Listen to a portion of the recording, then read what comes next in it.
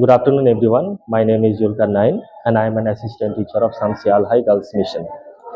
So, today in this video, we shall be learning a chapter from class 10, and the name of the chapter is Power Sharing. So, in this chapter, we shall try to understand the importance of power sharing and the different types of power sharing. So, before move on to the topic, we will learn the story of two different nations. One is Belgium and another is Sri Lanka.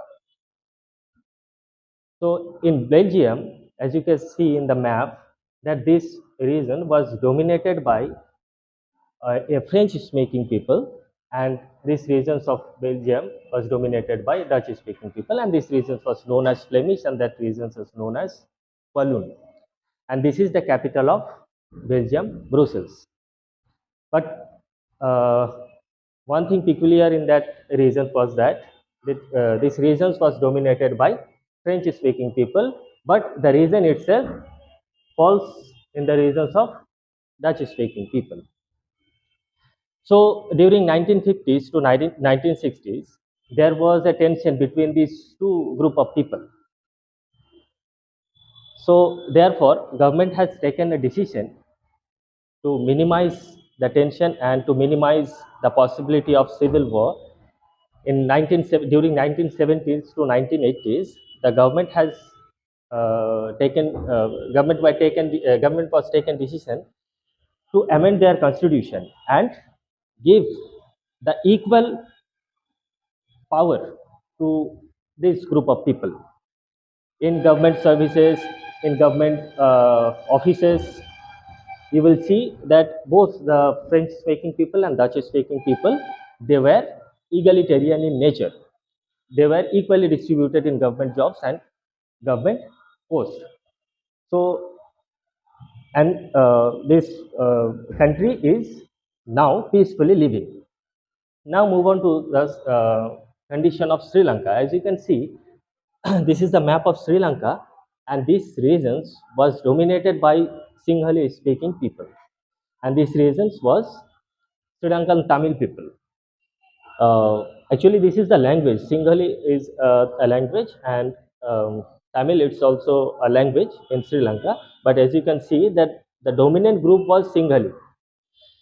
But after independence of Sri Lanka in 1948, government became majoritarian. What does it mean?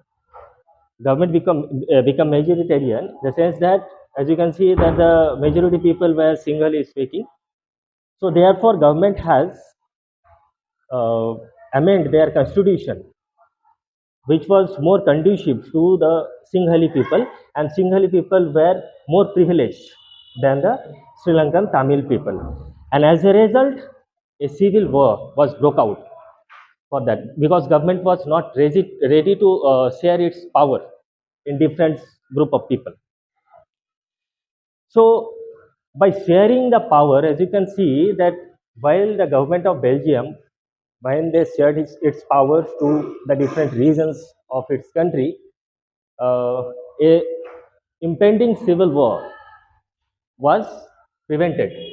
But in the case of Sri Lanka, government was not ready to share its power to different language group. Therefore, still Sri Lanka is struggling to minimize these tensions between Sri Lankan Tamil speaking people and the Singhali speaking people.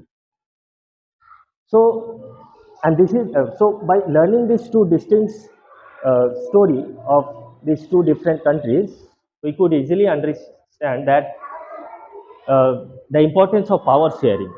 By sharing power, Belgium, it's a stable country, whereas uh, Sri Lanka was adamant to share its power, therefore it is a unstable country.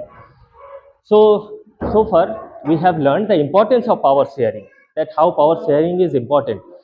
Now we shall be learning the types of power sharing. So, power sharing is of two types. We can share powers into different categories. One is vertical sharing of power and another is horizontal sharing of power. So vertical sharing of power, uh, this is vertical line, okay. So vertical sharing of power and horizontal sharing of power. In horizontal sharing of power, you will see that government shares its power into its different organ like executive, legislature, and judiciary. But in that case, no one is subordinate. Everyone is equal in power, but their roles are different. So while we are sharing power such a way, then we call it as horizontal sharing of power. Now, vertical sharing of power. Vertical sharing of power, in that case, you will see that the subordinate and hierarchy can be seen there. So vertical sharing of power, you will see that at the top there is central government, below it the state government, and below the state government there is local government. So this is how we could share the powers, and by sharing power we could uh, get a concept of federalism. So this is the importance of power sharing and the types of power sharing. So in this video we have learned a basic concept of this chapter.